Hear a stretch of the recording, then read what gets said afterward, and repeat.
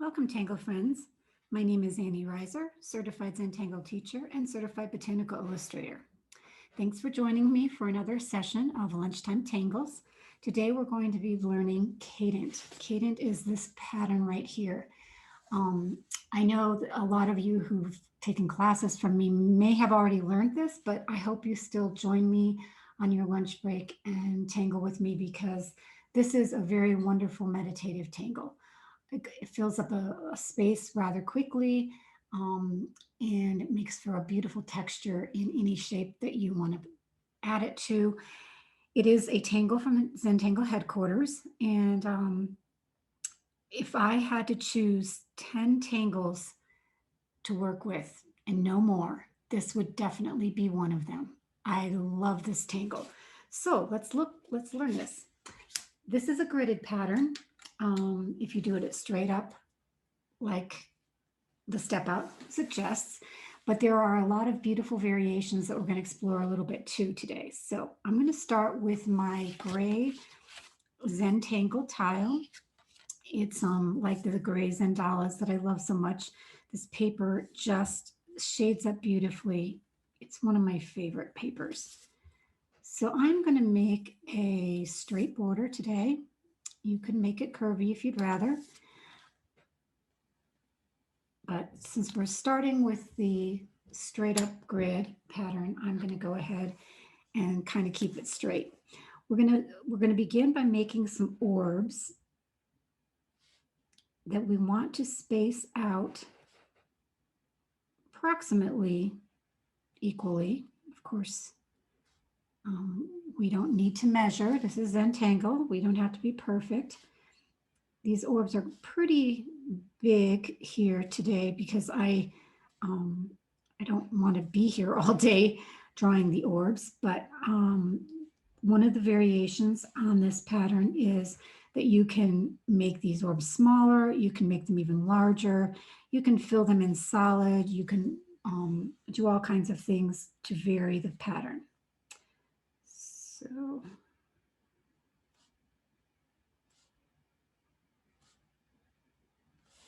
maybe one more here.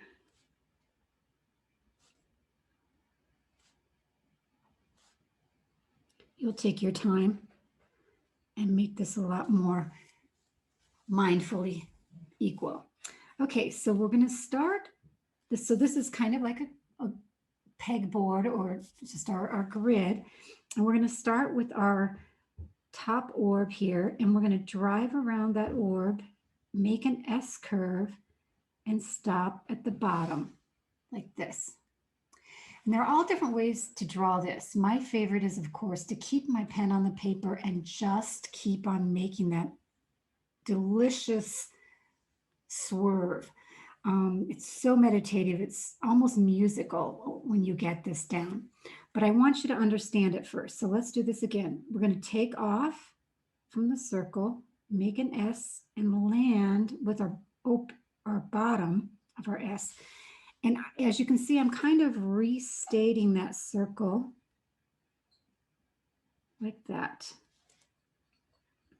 Take off, make your S, end it at the bottom circle, and keep drawing around that circle. Again, since I want this kind of be full bleed, I'm going to just take off and stop where the line would have me stop. And we can fix these up here at the end. So I'm going to do this again, kind of the easier, slower way, very deliberately going around my circle, taking off and landing at the bottom. And depending on how curvy, how bulbous you make your S shape is also going to make a difference in the shape of your cadent, overall cadent pattern. You can make the S shape more shallow, you can make it more pronounced, and you'll see that there are variations by doing that.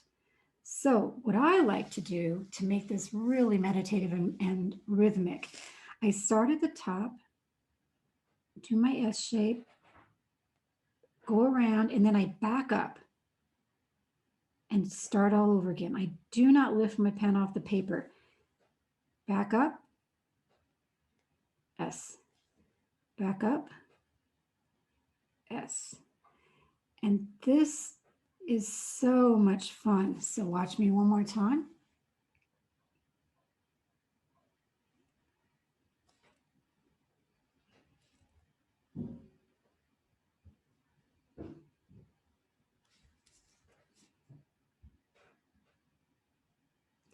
And by restating that circle, you are also creating that beautiful, lively line that you can only get by retracing or having a quill that has a nib that you can actually expand.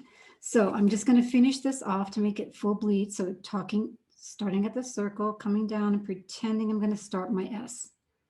If you always just remember that S shape, you'll be in good shape. You'll see very quickly if you quote unquote make a mistake. Yes, there are no mistakes in Zentangle, but to do this pattern the way you want it to turn out, you don't want to do the opposite direction unless you're intentionally trying to do a variation. So now that's the first step. Step number 2 is to take your tile and turn it exactly 90 degrees and start all over again. Here we're going to go start at the top and do our S shape.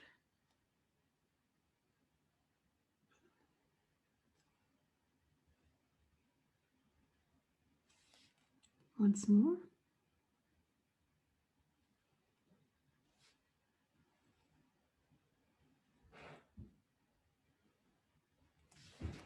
And look at what's forming. Is this magical or what? All of a sudden, with no effort at all, you've got these incredible tiles. They're almost like red tile roofs, tiles, or like a scrolled paper that you unroll. Just beautiful.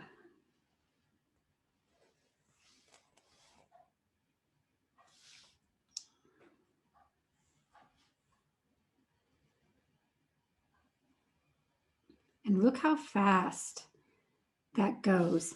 I use this pattern all the time because if I'm doing a daily ritual tile, a traditional Zentangle black and white tile,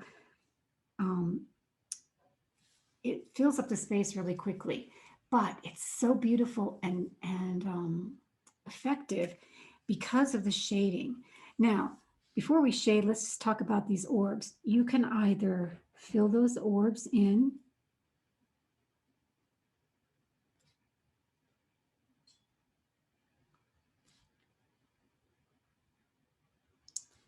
you can also fill them in and leave out a highlight to make them look like a little jet bead.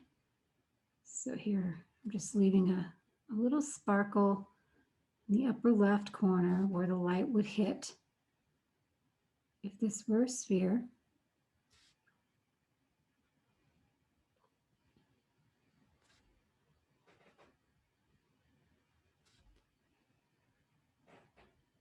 or you can just put maybe a dot in the circle for a variation,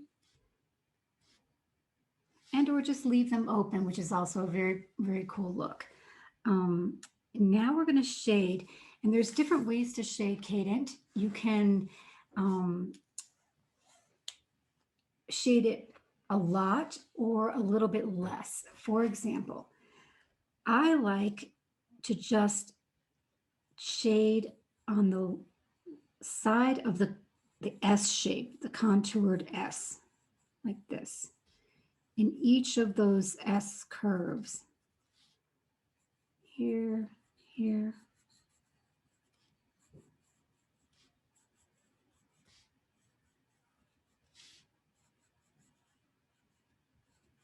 I'm using a 3B pencil that's pretty soft. Anything from a B upward works well.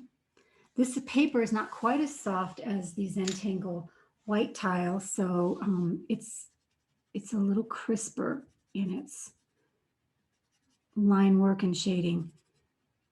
So I'm just blending out my shading into the lighted areas. And look how that is already popping.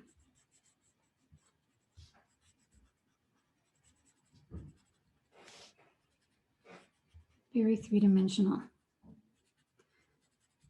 So what we're doing with the shading is we're lifting each of these little scales or tiles from the other one.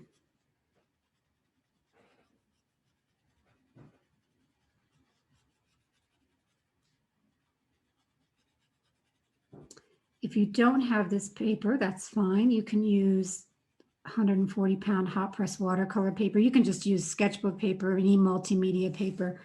But for blending purposes, these Zentangle papers are just wonderful. And I'm all about tools, as you know from my last video. Tools make your art, the best tools make your best work, right? You are as good as your tools. So another way you can shade, you could also go, just turn your tile and do the same thing here. Let's do one row just so you can see. It's quite a bit of shading if you do it this way. And I think it's a little bit almost overkill, even though I'm a total shade freak. I shade, and shade again, and it's never enough for me.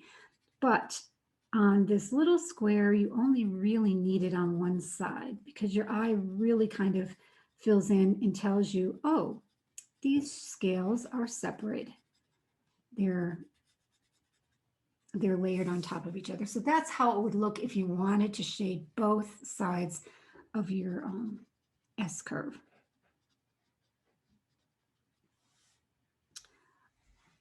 Also, there are different things that you can do within those Cadent squares. You can do an aura line.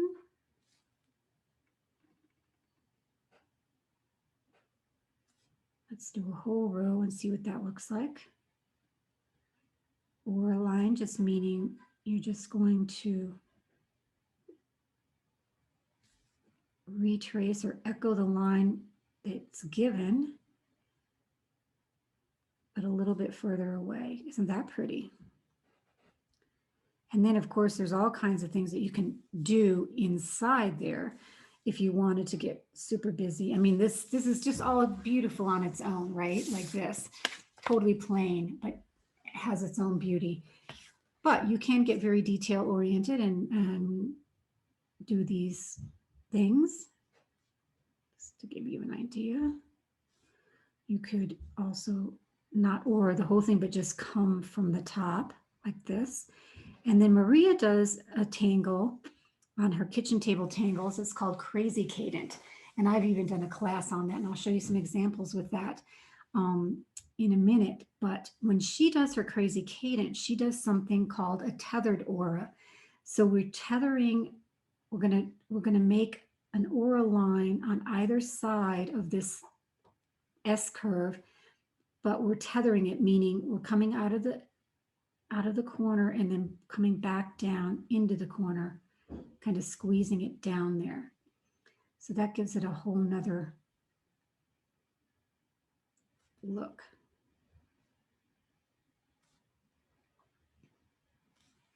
And then when she does that,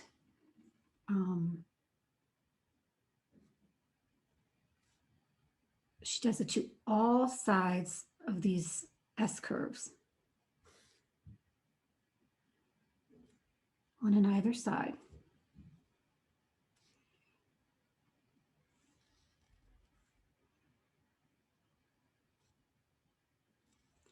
So I can turn my tile and do it the same thing on this side. This is like the Tangle bales,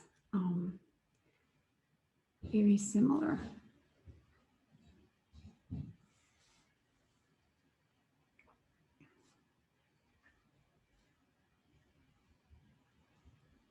You could even build it up with one more layer of those aura lines until you have almost nowhere to go. And then Maria adds a little orb in there. And then she fills in that negative space dark. So this is what I'm talking about. This is the crazy cadent. So here are those tethered auras, right? That then can be shaded on their own right around these gems. So I want to show you how we make a crazy cadent because it's very easy actually. It looks super complicated, but it's not, like everything in Zentangle. So if you want to do a crazy cadent, we're not going to do the fine metered out grid. We're just going to start doing orbs of different sizes in a random order.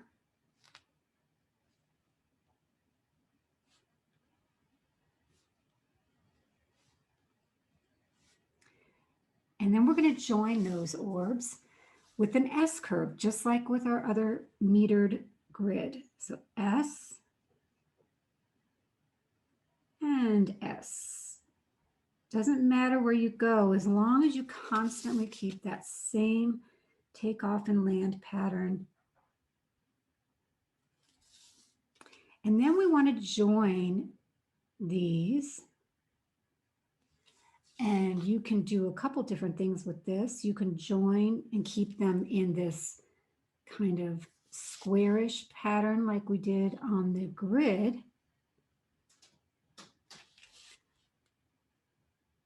Or you can break them up into kind of triangular shapes.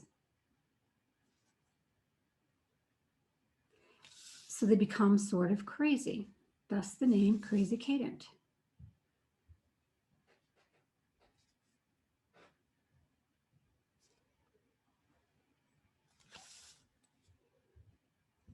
And then they make these wonderful kind of organic, almost like sea urchin shapes.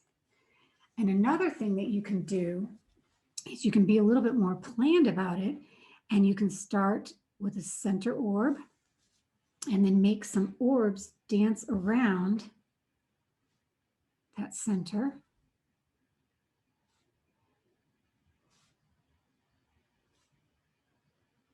As many as you want. I'm just trying to make it a little bit measured out. So starting in the center, I'm going to go take off and land and do an S right to this orb outside.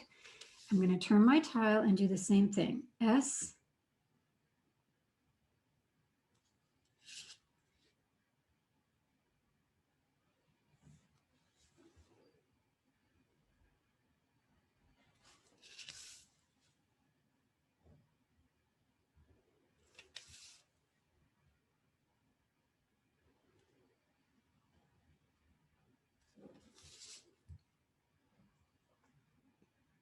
And then, so we have this spiraling, almost sun-like shape, which is beautiful on its own too. But we're going to connect those by doing the same thing. Here's our top orb, and we're going to connect it with this one below it, S, S.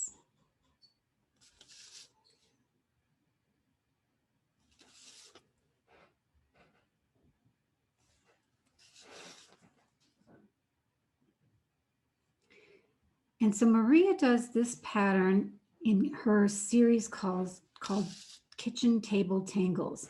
So if you go to the YouTube channel for Zentangle and search Kitchen Table Tangles, this is one of the ones that she does from start to finish. So you can follow that along if you really like this.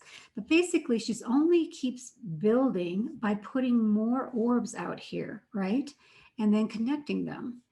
It's once you get this initial inner circle concept down, you can easily translate that for the next layer. And then her shading is such that she went around each of the circles and shaded to give it almost kind of a tufted look. And in here is another example of that is fun. In here we darkened in this whole negative space and then put striping or beetle juice on the outside of the tethered lines. So there's all kinds of things that you can do, variations to have fun with, and I hope you've enjoyed today's Tangle Cadent. Thanks for joining me, and I look forward to seeing you next time. Bye-bye. Well, that's it for today's Tangle. Thanks for joining me. If you like these lunchtime tutorials, please give them a thumbs up and subscribe to this YouTube channel. I also invite you to check out my website for classes that I've scheduled or to purchase my Tangle tags for your favorite step-outs. Our website is botangle.net. I'm also leaving you with some other links. Zentangle.com is where you can learn more about the Zentangle method from its founders, Rick Roberts and Maria Thomas. And you can also visit their store for a multitude of Zentangle paper tiles, tools, books, kits, subscribe to their newsletter, and get some other really valuable resources. TanglePatterns.com is that site I talk about where you can explore hundreds of Tangle patterns, read about them, and get the step out, which is basically the deconstruction of the pattern so that you can recreate it on your own. And finally, if you'd like to share your session results with me and my student community, please join Annie's Botangle Alumni Facebook page. This is a private group where we inspire each other with our work and offer tips and useful information about art and Zentangle.